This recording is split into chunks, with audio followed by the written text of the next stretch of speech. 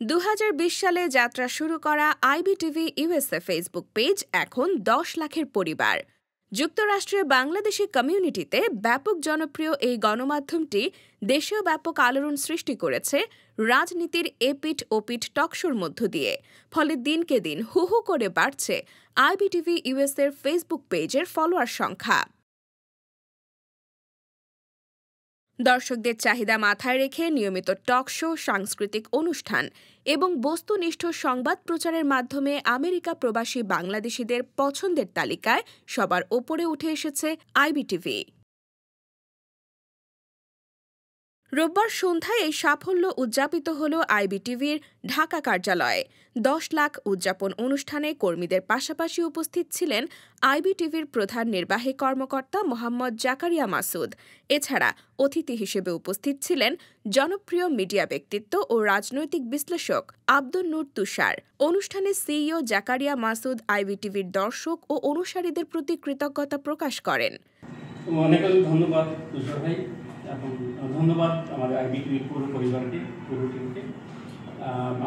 আমার মনে হয় আমরা সেদিকে চিন্তা করলে একটু লাকি যে প্রায় 3-4 বছরের মাথায় আমাদের 10 লক্ষ লোকজনদের আমাদের সঙ্গে যুক্ত হয়েছে এবং আমাদের টেলিভিশনটাকে মোটামুটি আমরা দেখি যে আমরা যদিও ব্রডকাস্ট করি আমেরিকা থেকে, কিন্তু বাংলাদেশে অনেক লোকজন আইবিটিভিকে চিনে এবং অনেকের মন জয় করেছে। তো আপনাদের কাছে আমাদের প্রত্যাশা আইবিটিভিকে বেশি বেশি করে দেখবেন এবং আইবিটিভির সঙ্গে আপনারা থাকবেন। আমি সবাইকে অনেক ধন্যবাদ জানাচ্ছি। সেই সঙ্গে তুষার ভাইকে অনেক ধন্যবাদ আজকে আমাদের সঙ্গে শরীর করার জন্য। আমন্ত্রিত অতিথি আব্দুন নূর তুষার আইবিটিভির সাফল্য কামনা করেন। তিনি সবাইকে আইবিটিভির সাথে থাকার জন্য ধন্যবাদ জানান। ধন্যবাদ যারা এই 10 লক্ষ লোক আইবিটিভি দেখছেন ফেসবুকে এবং আরো দেখবেন, আশা করা যায়। মাঝে মাঝে আইবিটিভিতে আসি, আমার সাক্ষাৎকার নেয়, আমি সেখানে অনেক কথা বলি। আশা করছি যে আইবিটিভি আরো বড় হবে, 10 লাখ থেকে আরো সামনের দিকে এগিয়ে যাবে। এখানে জিকো ভাই আছেন, জিকো ভাইকে আমি জিকো ভাই বলি, কিন্তু তিনি আসলে আইবিটিভির সত্ত্বাধিকারী।